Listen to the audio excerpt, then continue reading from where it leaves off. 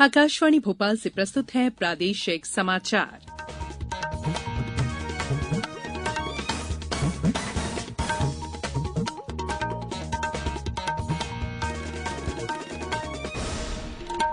नमस्कार, समाचारों के साथ मैं संयुक्ता बैनर्जी। सबसे पहले इस बुलेटिन के मुख्य समाचार।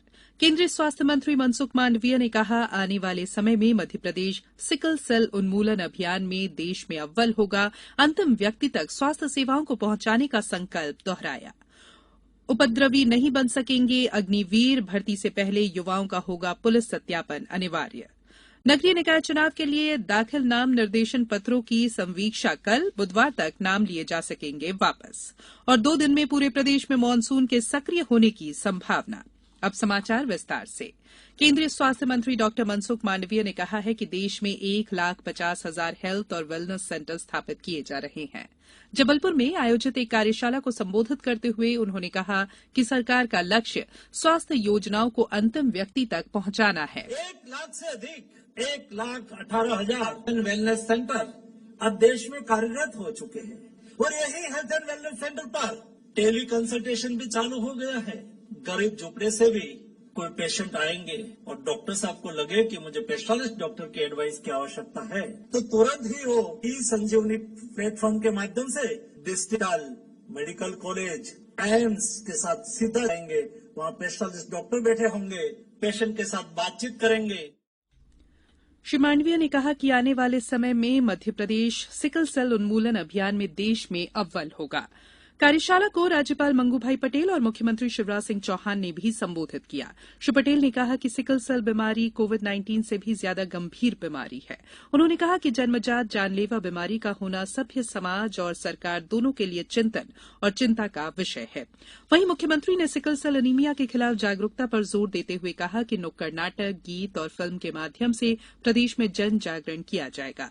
उन्होंने कहा कि सिकल सेल पर जो गीत बनाया गया है वो बहुत प्रभावी है। श्री चौहान ने कहा कि कोई भी सिकल सेल का मरीज खुद को अकेला न समझे, उनके साथ सरकार खड़ी है। एलोपैथी, आयुर्वेदिक समेत हर पद्धति से सिकल सेल मरीजों को इलाज मुहैया कराया जाएगा। कार्यशाला में स्वास्थ्य विभाग और आईसीएमआर के साथ एमओयू हस्ताक्षर किए गए। केंद्रीय स्वास्थ्य मंत्री ने आज भोपाल मेमोरियल अस्पताल की समीक्षा बैठक में भी भाग लिया।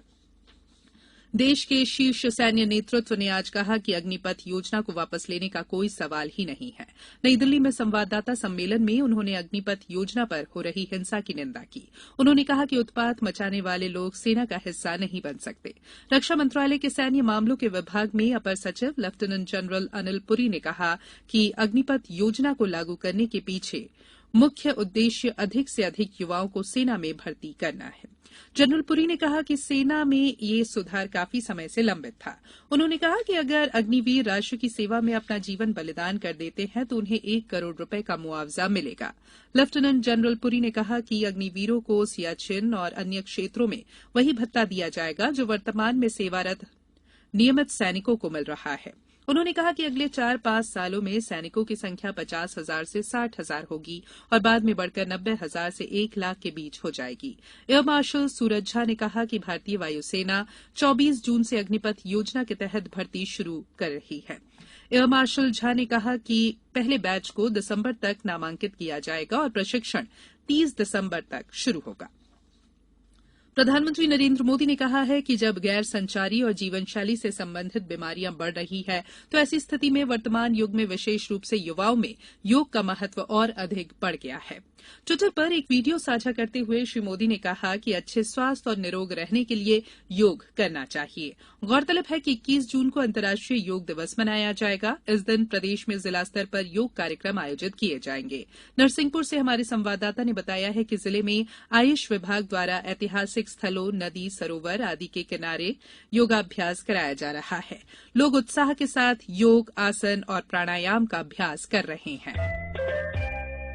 ये समाचार आप आकाशवाणी भोपाल से सुन रहे हैं। हमारे समाचारों को अब आप कभी भी और कहीं भी अपनी सुविधा के अनुसार सुन सकते हैं। ये समाचार बुलेटिन यूट्यूब, ट्विटर और फेसबुक पर AIR न्यूज भोपाल पेज पर सुने जा सकते हैं। इसके अलावा आप हमारी वेबसाइट newsonair.com पर या AIR न्यूज ऐप पर भी समाचार सुन सकते हैं।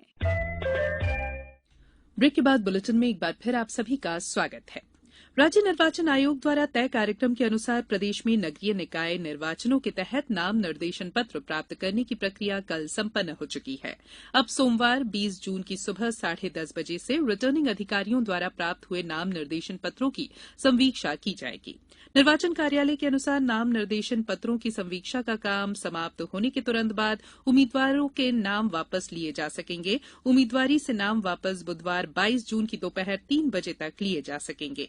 नाम वापसी की समय सीमा समाप्त होने के तुरंत बाद निर्वाचन लड़ रहे उम्मीदवारों की अंतिम सूची तैयार की जाएगी और प्रतीक चिन्ह आवंटित किए जाएंगे। खंडवा से हमारे संवाददाता ने बताया है कि शहर में महापौर पदों के लिए 8 उम्मीदवारों ने नामांकन पत्र भरे हैं। उधर सीहोर जिले में कुल 888 उम्मीदवारों ने नामांकन दाखिल किए। देवास जिले में चुनावी तैयारियों के साथ ही प्रशासन द्वारा मतदाता जागरूकता कार्यक्रम आयोजित किए जा रहे हैं। प्रथम चरण का मतदान 6 जुलाई और दूसरे चरण का मतदान 13 जुलाई को सुबह 7 बजे से शाम 5 बजे तक होगा।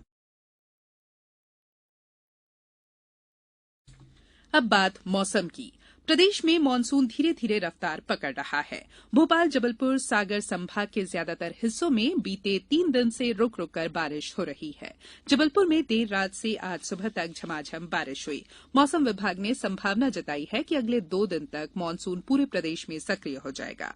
प्रदेश में 3 दिन पहले मानसून ने बैतूल और खंडवा जिलों से दस्तक दी।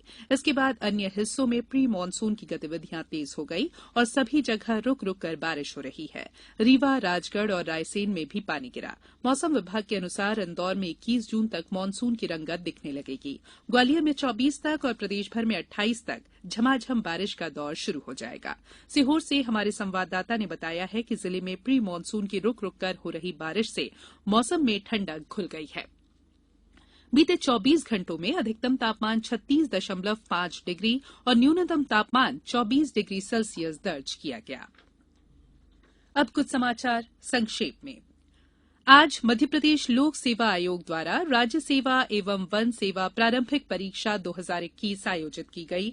इस परीक्षा के लिए देवास जिला मुख्यालय पर 15 परीक्षा केंद्र बनाए गए, जिसमें 4,737 परीक्षार्थी शामिल हुए। उधर पन्ना में इस परीक्षा के लिए 11 केंद्र बनाए गए थे। सागर पुलिस अधीक्षक तरुण नायक ने फेसबुक लाइव के जरिए जनता से संवाद किया। इस दौरान उन्होंने अग्निपथ योजना के संबंध में बात की और साथ ही सामूहिक आयोजन में भीड़ एकत्रित न करने की अपील भी की। डिंडौरी में आज विश्व सिकल सेल दिवस के अवसर पर जिला अस्पताल से भारत माता चौक होते हुए कलेक्ट्रेट चौराहा डिंडौरी से वापस जिला अस्पताल डिंडौरी तक मैराथन का आयोजन किया गया। और शिवपुरी जिले में मलेरिया निरोधक माह के अंतर्गत जिला अस्पताल पर प्रदर्शनी के माध्यम से अस्पताल पर आए हुए आमजनों को मलेरिया और डेंगू से बचाव के संदेश दिए गए। अंत में बुलेटिन के मुख्य समाचार एक बार फिर। केंद्रीय स्वास्थ्य मंत्री मनसुख मांडविया ने कहा, आने वाले समय में मध्य प्रदेश सिकल सेल उन्मूलन अभियान में देश में अव्वल होगा। अंतिम व्यक्ति तक स्वास्थ्य सेवाओं को पहुंचाने का संकल्प दोहराया। उपद्रवी नहीं बन सकेंगे अग्निवीर, भर्ती से पहले युवाओं का होगा पुलिस सत्यापन अनिवार्य। नगरीय निकाय चुनाव के लिए दाखिल नाम निर्देशन पत्रों की संवीक्षा कल बुधवार तक नाम लिए जा सकेंगे वापस। और 2 दिन में पूरे प्रदेश में मानसून के सक्रिय होने की संभावना। इस बुलेटिन में फिलहाल इतना ही। इजाजत दीजिए। नमस्कार।